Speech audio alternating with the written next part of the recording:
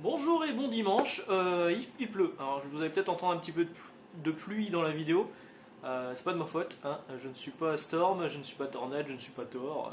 Ouais, j'aimerais bien, hein. Un costaud comme Thor, ça serait cool. Mais il pleut un petit peu. Alors c'est un peu bizarre cette semaine parce que la semaine dernière il faisait 25 degrés, mardi on a eu de la neige et là il pleut depuis ce matin. On est samedi au moment où j'enregistre. Est-ce que vous étiez là au live de vendredi sur la chaîne d'Alaric? Je ne sais pas, je sais que certains d'entre vous étaient là. En tout cas, on a passé une heure et demie plutôt cool à parler de films. Moi j'avais présenté Fanboys, un film parodique, enfin parodique, un film hommage à Star Wars et Star Trek. Euh, J'avais présenté, tiens, si vous voulez savoir le lien qu'il y a entre Kaboom, hop, qui était sorti chez Génération Comics au début des années 2000, fin 99, 98 et 2000. Le lien qu'il y a entre Kaboom, notamment ce volume-là, et le Marvel Mangaverse Fantastic Four, regardez la vidéo sur la chaîne d'Alaric, vu qu'on en parle à ce moment-là. Et voilà, quoi, aujourd'hui j'avais pas grand-chose de prévu, du coup je me suis dit que j'allais vous parler un petit peu des news qui m'ont un peu tapé dans l'œil, notamment une annonce qui a été faite chez Kurokawa cette semaine. Kurokawa, c'est un éditeur de manga qui vient de l'éditeur à la base Fleuve Noir. Kurokawa, ça veut dire fleuve noir en japonais d'ailleurs, si je dis pas de bêtises. Et dont le directeur de collection est Grégoire Hello. Alors Grégoire Hello, c'est Hello ou Helio Je crois que c'est Hello. Grégoire Hello, c'était le Greg de Joypad pour les plus vieux d'entre nous qui lisaient les magazines de jeux vidéo dans les années 80-90, surtout 90. C'était Greg de Joypad, celui qui était fan de Japon et qui était aussi fan de JRPG japonais. C'est aussi le Silver Mousquetaire dans les France 5. Et il est directeur de collection chez Kurokawa. Ça fait quelques années qu'il souhaite éditer du comics. Et ben ça y est. Ça y est, et il arrive avec Transformers. Alors c'est un peu, vous allez me dire c'est chelou parce que Transformers ça existe déjà en français chez Vestron. Bah oui. Du coup quelqu'un lui a posé la question sur Twitter et la réponse a été c'est une garde alternée. Donc en fait IDW à qui appartient la licence Transformers en comics aux États-Unis vend les mini-séries au détail. C'est pas un pack comme Panini fait avec Marvel, boum, ils achètent tout Marvel, ou Urban, boum, ils achètent tout Urban, tout DC Comics et ils ont la priorité de publication. Là, c'est les mini-séries qui sont vendues au cas par cas. Donc, ils vont avoir la mini-série qui date de 2008 et 2009, Transformers Gloire à Megatron. Dans la collection Kuro Pop, ça va pas s'appeler Kuro Comics ou quoi que ce soit, hein. Alors, c'est le deuxième éditeur qui se lance cette année parce que ça arrive tout bientôt, hein. Ça arrive, j'ai pas noté la date, Ça arrive, je crois, avant l'été, le premier tome, il y aura 2 tomes en tout, avec 8 épisodes par tome pour 18,90€, ce qui est correct, on va dire, c'est moins cher déjà que du Panini. Et Panini, pour 18,90€, vous avez 5 à 6 épisodes, là on en aura 8. C'est à peu près dans les prix de Urban Comics. Donc il y a effectivement Kurokawa qui se lance dans l'aventure comics avec ce titre Transformers. Bon, c'est pas le truc qui me fera l'acheter, hein. Moi Transformers j'aimais bien le dessin animé quand j'étais gamin, mais de l'acheter les comics, je pense pas que je pousserai le vice jusque là. Mais pourquoi pas, en tout cas quand je rouvrirai, quand la librairie, quand la librairie va réouvrir, on aura certainement les bons de commande à ce moment-là, puis on essaiera de jouer le jeu, hein, évidemment, en le mettant un petit peu en avant, comme je voulais le faire avec 400K Comics, mais ma librairie étant toujours fermée, je ne peux pas le mettre en avant. D'ailleurs, je n'ai pas encore reçu, je voulais en parler, hein, je voulais vous parler de Big Girls, mais je n'ai pas reçu le SP, je dois recevoir un SP normalement de Big Girls de la part de 404 Comics, mais je ne l'ai pas reçu. Je suis un petit peu à la bourre là-dessus, donc je suis désolé. Les SP, c'est les services presse, hein, c'est les comics qui sont envoyés en général en avance, donc là je l'aurai pas en avance, aux libraires et aux services aux presses, aux sites spécialisés, afin qu'ils puissent lire le comics en avance et vous en parler en temps et en heure. Bon, bah là, malheureusement, ce ne sera pas le cas. Voilà, donc, qu'est-ce que je voulais vous dire? Donc ça, je vous en ai parlé, Kurokawa qui arrive dans le comics en France. Alors, il y a des gens qui sont déjà en train de spéculer sur ce qu'ils vont faire par la suite, en parlant de Savage Dragon, machin.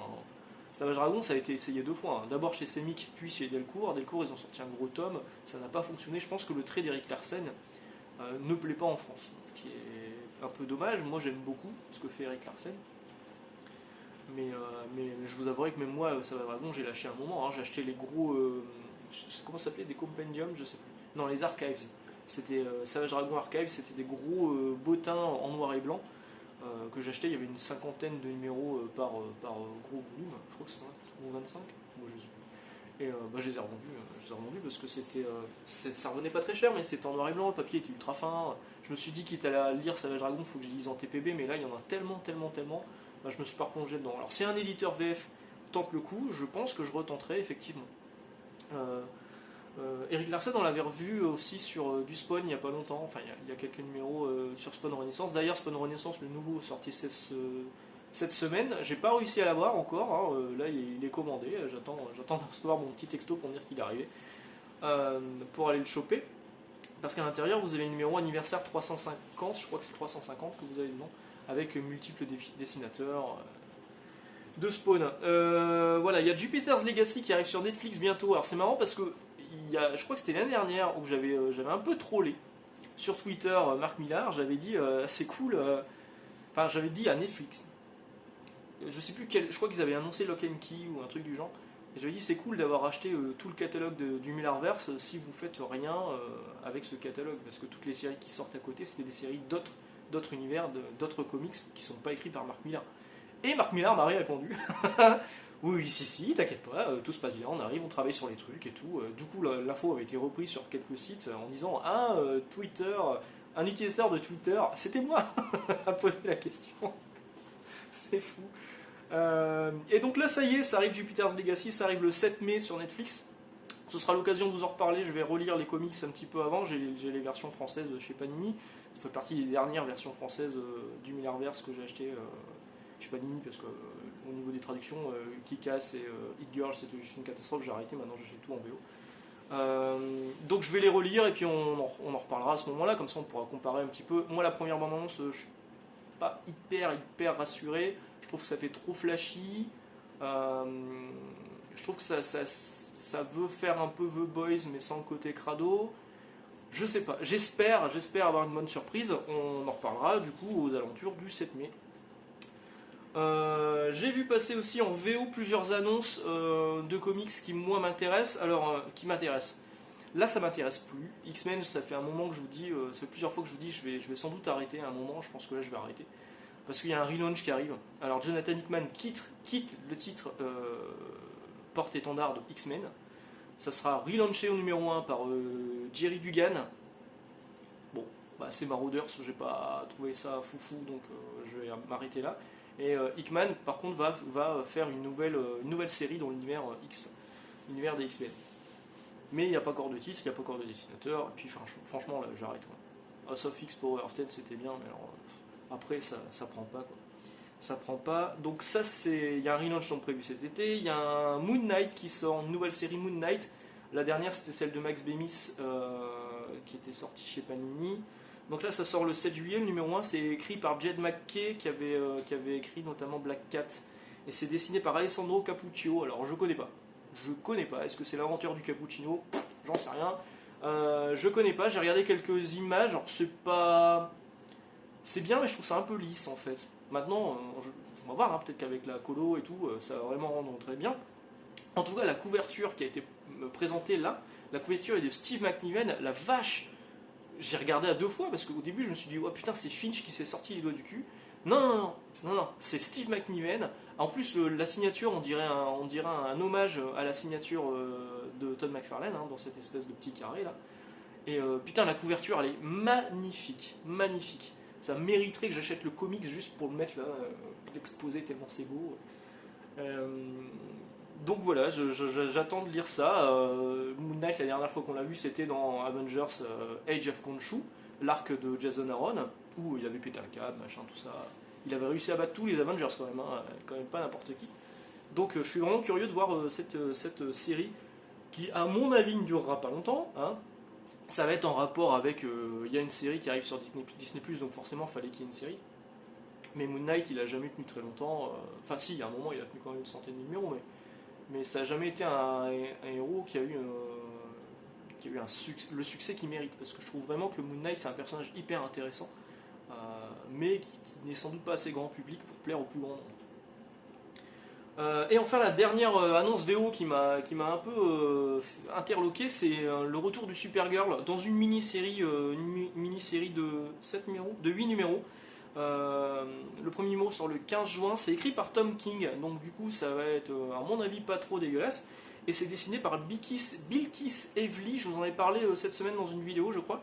La couverture est de Gary Frank, et ça a l'air cool. Ça a l'air cool. Et moi l'un de mes grands regrets, c'est j'ai Supergirl de Peter David et Gary Frank, j'ai tout le run de Peter David et Gary Frank sur Supergirl, pas le dur, hein, il y en a 8, hein. Il y a 8 épisodes. Gary Frank après est parti, mais tout le reste de Peter David est paraît-il exceptionnel. J'ai le TPB qui était sorti mais qui réunit que les derniers épisodes de la série, donc on a loupé plein de trucs. Et le regret que j'ai, c'est que ça n'a jamais été réédité, il n'y a même pas d'omnibus, à ma connaissance, il n'y a pas de réédition hors single issue du run de Peter David complet sur Supergirl, c'est un peu dommage. Et cette série-là, moi, elle m'intéresse plutôt pas mal. Donc ça, c'est sur les comics qui sont à venir. Sur les comics que je suis en train de lire en ce moment, je suis en train de lire Justice League Endless Winter. J'ai été le chercher hier. Je suis au 2e épisode et il me tombe des mains. J'ai un peu du mal à... En général, quand je lis un comics qui m'intéresse, je lis d'une traite. Je régalade. Là, j'ai du mal. On retrouve du Clayton Henry dedans. Je vous en ai parlé la semaine dernière avec Alpha Flight par Scott Lobdell et Clayton Henry. On retrouve du Clayton Henry là-dedans. Et c'est scénarisé par Ron Mars et Andy Lanning. Mais il y a Howard Porter au dessin. Ok, c'est pas fou non plus. Mais ouais, j'ai du mal. Hein. Je suis au 2e épisode et j'ai vraiment du mal. J'espère que ça va décoller après parce que là. Bon, j'en parlerai en vidéo. Hein. Et si vraiment ça me plaît pas, retour à la case librairie, afin de prendre autre chose. J'ai pris également This Is Up at World's End, qui connement je pensais que c'était la suite de This Is, mais en fait non, c'est encore un spin-off de This Is. La suite de This Is va s'appeler en français This Is 2, alors que c'est pas ce titre-là, c'est Lost Planet je crois, ou Dead Planet en VO. Et nous ça va s'appeler This Is 2 en France. Un choix curieux, mais admettons. Et donc voilà, ils nous mettent une petite frise là pour nous expliquer donc le premier récit d'Isis, le Unkillables qui était en parallèle, celui-ci qui est en parallèle mais un petit peu après, et enfin la vraie suite qui sortira, donc du coup ça s'est annoncé pour septembre 2021. Bon, le dessin il est beaucoup moins sombre que ce qu'on avait vu sur d'Isis, c'est pas Trevor Ersine, ou Ersine, hein, je sais pas trop comment on dit, c'est beaucoup plus... ouais, peut-être un peu cartoon, enfin ça dépend en fait, hein. Mais les couleurs sont beaucoup plus vives. Et en le feuilletant, là, je me rends compte que je vois pas tellement de zombies. Je sais pas. Je vais le lire, hein, et puis on verra. Pareil, si ça me plaît pas. Non, mais celui-là, je pense que je vais les garder. Parce que c'est quand même scénarisé par Tom Taylor, et Tom Taylor fait plutôt du bon taf. D'ailleurs, Tom Taylor arrive sur une série Batman aussi, j'ai vu. Qui devait s'appeler Batman The Dark Knight, qui finalement a changé de nom. Ça s'appelle Batman The Detective. Ça va être un merdier à sortir en français parce que Batman Detective ça existe déjà en titre chez Urban Comics. Je sais pas comment ils vont le faire. Mais bon, c'est une mini-série, hein, il y aura un tome, un one-shot comme disent chez Panini. Alors arrêtez de dire que les one-shots, que des récits complets en un tome sont des one-shots. C'est pas vrai. C'est des mini-séries. C'est des mini-séries. Un one-shot c'est un seul. Voilà, ça c'est un one-shot. Voilà, il est où ? Ça c'est un one-shot. Il n'y a eu qu'un seul numéro. C'est un one-shot. Et une mini-série, c'est pas un one-shot. M'énerve ça. Et c'est Panini qui a commencé à dire ça et maintenant ça est repris un peu à droite à gauche. Non, faites pas ça les gars, faites pas ça. Donc d'ici on verra ce que ça donne. Sinon côté jeux vidéo, pas grand chose cette semaine. Si il y a quand même eu un craquage. Je me baladais chez Auchan et boum, je tombe sur quoi? Je tombe sur Ghost of Tsushima à 25€. Alors je l'avais déjà essayé, mon pote Yannick me l'avait prêté, j'avais pas aimé. Il y a un moment, je suis tombé sur un camp, je me suis ravagé la tronche. Je comprenais pas, je trouvais ça bidon, le fait de devoir suivre, et qu'il n'y avait pas de mini-carte en fait. Le fait de devoir suivre tout le temps le vent, donc tu passes ton temps à faire ça pour suivre le vent, ça me faisait chier. Je dis ouais, de la merde, je lui rends. Bon là il était à 25 balles, je dis à Yannick qu'est-ce que je fais? Je lui laisse sa chance, il me dit bah ouais c'était quand même mon jeu de l'année dernière, retente le coup. Moi, je me dis ok, au pire à 25 balles, s'il me plaît pas je le revendrai 20€, et puis c'est tout. Ouais. Et puis bah finalement je suis quand même dedans. C'est hyper beau, c'est vraiment très beau, hein. Il y a vraiment des scènes, pour un jeu PS4. Alors là j'y joue sur PS5, ce qui fait que sur PS5 il est pas loqué à 30 fps, il est à 60 fps, donc il est beaucoup plus fluide. Il est en 4K, j'ai ma nouvelle télé 4K HDR hyper grande, et machin tout ça. Et franchement le jeu est magnifique, mais je trouve qu'il manque d'âme en fait. Il y a un truc qui manque. J'ai l'impression que c'est un open world comme j'en ai fait beaucoup. J'ai l'impression que c'est Red Dead Redemption 2, mais sans les cowboys, avec des samouraïs à la place. Mais il y a quand même des moments où je me régale, et puis j'avance dans le jeu, mine de rien, j'avance dans le jeu sans me faire chier. Vraiment, je le trouve bon jusque-là, mais pas de là en faire mon jeu de l'année, parce que le perso manque de charisme. Il y a des scènes qui me rappellent énormément d'autres jeux. Donc ouais, c'est bien. En fait, on a l'impression que c'est les open world. Il y a des moments, j'ai pensé à Breath of the Wild aussi. Il y a, on sent qu'ils ont pris tous les open world qui existaient, qui ont bien fonctionné, qu'ils ont bien digéré ça et qu'ils ont mis un skin Japon féodal dessus, histoire de vendre le truc. Et ça fonctionne, mais sans être non plus le coup de génie, quoi. Voilà, ça c'est plutôt bien. Sinon cette semaine, les abonnés PS Plus sur PlayStation, je suis désolé, je parle de PlayStation, mais les abonnés PS Plus sur PlayStation ont pu récupérer Abe, Oddworld, le nouvel Oddworld, qui est en fait un remake de l'Odyssée d'Abe, le deuxième épisode. Alors je l'ai lancé, j'ai trouvé qu'il était beau, les cinématiques sont vraiment magnifiques, sur PS5 hein, toujours. Les cinématiques sont vraiment magnifiques, mais le gameplay c'est raide. Hein. Oh, c'est raide. Ils ont rien retravaillé, et puis faut jouer au stick analogique. Moi je préfère jouer avec la prod direction, là c'est impossible. Ouais, non, je suis pas convaincu. Alors ils ont mis aussi dans le PlayStation Plus Zombie Army, un truc avec des zombies nazis, donc ça fait toujours plaisir de dégommer les nazis, surtout quand ils sont zombies. C'est plutôt sympathique. Disons que c'est pour un truc qui est gratos, enfin gratos plus ou moins, c'est inclus dans l'abonnement, donc bah ça se laisse jouer quoi, ça se laisse jouer. Et sinon, là on va parler Switch.